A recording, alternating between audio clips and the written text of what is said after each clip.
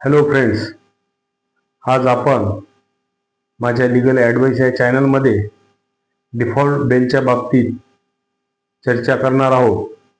यापूर्वी आपण anticipatory bell and regular bell यामधला फरक आपण जाणून घेतला. आता आपण डिफॉल्ट बेल म्हणजे काय, हा सुद्धा एक बेलचा प्रकार आहे. आणि यामध्ये ज्यावेळेस एखादा ऑफेन्स असतो, तर ज्या ऑफेन्समध्ये 10 वर्षापेक्षा जास्तची पनिशमेंट असते, अशा ऑफेन्समध्ये ज्युडिशियल मॅजिस्ट्रेटला आरोपीला 90 दिवसपर्यंत कस्टडीमध्ये ठेवू शकतो. आणि 10 वर्षापेक्षा कमी ज्या ऑफेन्समध्ये पनिशमेंट आहे, त्यामध्ये आरोपीला 60 दिवसापर्यंत कस्टडीमध्ये ठेवला जातो. त्यामधील ज्या ऑफेन्समध्ये 10 वर्षापेक्षा कमी असा सेंटेन्स आहे, त्या ऑफेन्समध्ये आरोपीला पहिल्या 40 दिवसापैकी 15 दिवस कोणतेही त्याला पोलीस कस्टडीमध्ये ठेवण्याचा अधिकार मॅजिस्ट्रेटला आहे. म्हणजे 40 दिवसापैकी समजा पहिले 5 दिवस PCR दिला, म्हणजे पोलीस कस्टडी दिली, नंतर 5 दिवस परत मॅजिस्ट्रेट कस्टडी असली, त्यानंतर पुन्हा 10 दिवस पोलीस कस्टडी पहिल्या 40 दिवसात मॅजिस्ट्रेटला नवीन कायद्यानुसार BNSS नुसार सेक्शन 187 नुसार देता येते. आणि तोच जर ऑफेन्स 10 वर्षापेक्षा जास्त असला, तर त्यामध्ये पहिले 60 दिवसामधून 15 दिवस पोलीस कस्टडी मॅजिस्ट्रेट आरोपीला देऊ शकतात.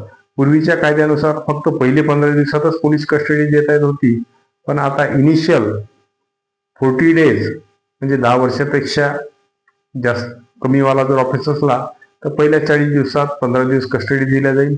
आणि 10 वर्षानंतर पेक्षा जास्तचा जर ऑफेन्स असला, तर पहिल्या 60 दिवसात 15 दिवसाची पोलीस कस्टडी देता येईल. एक ती डायरेक्ट 15 दिवस सुरुवातीला देता येईल किंवा पार्टमध्ये देता येईल, 5-5 दिवस.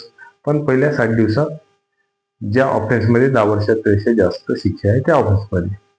आता त्यानंतर जो 10 वर्षापेक्षा कमी शिक्षा असलेला जो ऑफेन्स आहे, त्या ऑफेन्समध्ये 60 दिवसाच्या आत पोलिसांनी इन्व्हेस्टिगेशन कंप्लीट करायला पाहिजे आणि चार्जशीट दाखल करायला पाहिजे. आणि 60 दिवसात जर पोलिसांनी इन्व्हेस्टिगेशन कंप्लीट करून चार्जशीट आरोपीच्या विरुद्ध दाखल केली नाही, तर त्यानंतर आरोपी जामीनसाठी बेलसाठी अर्ज करू शकतात आणि त्याची बेल हे मंजूर होऊ शकते. म्हणजे त्याला डिफॉल्ट बेलचा अधिकार प्राप्त होतो. जर पोलिसांनी 60 दिवसाच्या आत चार्जशीट दाखल केली नाही, तर कोणत्या ऑफेन्समध्ये, तर जे 10 वर्षापेक्षा कमी पनिशमेंट आहे त्या ऑफेन्समध्ये पोलिसांनी 60 दिवसाच्या आत जर चार्जशीट दाखल केली नाही, तर आरोपीला आपोआपच बेलचा अधिकार प्राप्त होतो. आणि 10 वर्षापेक्षा जास्तचा जर ऑफेन्स आहे, जे लाईफ इम्प्रिझनमेंट आहे, डेथ पनिशमेंट आहे, तर अशा ऑफेन्समध्ये 90 दिवसाच्या आत जर पोलिसांनी चार्जशीट दाखल केली नाही, तर त्यावेळेस आरोपीला बेलचा अधिकार हा 91व्या दिवशी प्राप्त होतो. म्हणजे 60 दिवस संपल्यानंतर किंवा 90 दिवस संपल्यानंतर पोलिसांना आरोपीला जामीनचा अधिकार हा त्यामध्ये प्राप्त होतो. त्याला डिफॉल्ट बेल असे म्हणतात. समजा एखाद्या ऑफेन्समध्ये 10 वर्षापेक्षा जास्त पनिशमेंटवाला जो ऑफेन्स आहे, त्या ऑफेन्समध्ये पोलिसांनी 60 दिवसानंतर चार्जशीट दाखल केली नाही, पण आरोपीने 60 दिवसानंतर बेल ॲप्लिकेशन दाखल केलं नाही, आणि नंतर पोलिसांनी 2-3 दिवसानंतर म्हणजे 63व्या दिवशी जर चार्जशीट दाखल केली, आणि नंतर आरोपी डिफॉल्ट बेलचा अर्ज करू शकत नाही, कारण त्यावेळेस चार्जशीट दाखल केलेली असते.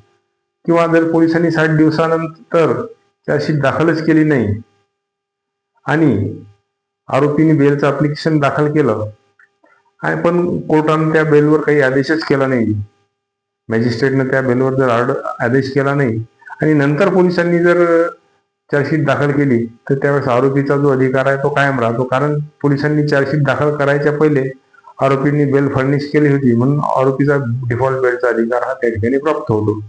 नंतर भलेही ही पोलिसांनी चार्जशीट दाखल केली, तरी आरोपीचा अधिकार कोणताही काढला जात नाही. पण आरोपीने पोलिसांनी चार्जशीट दाखल करायच्या अगोदर बेल फर्निश करायला पाहिजे. ते 60 दिवसाच्या आत असो किंवा 90 दिवसात जसो.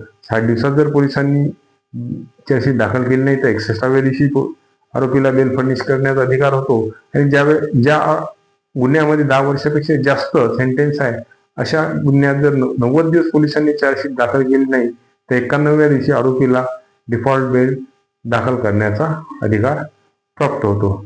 तर सदरच्या ज्या तरतुदी आहेत त्या BNSS च्या सेक्शन 187 मध्ये दिलेल्या आहेत.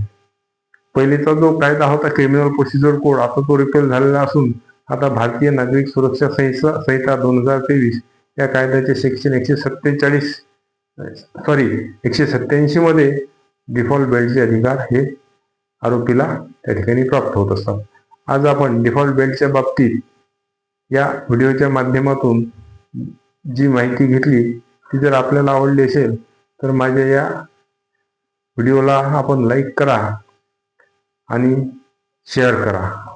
आणि माझं चॅनल जर आपण आतापर्यंत सबस्क्राईब केले नसेल तर माझं चॅनल आपण सबस्क्राईब करा, जेणेकरून यानंतरचे कायद्यासंबंधीचे व्हिडिओ आपण नेहमी पाहत राहू.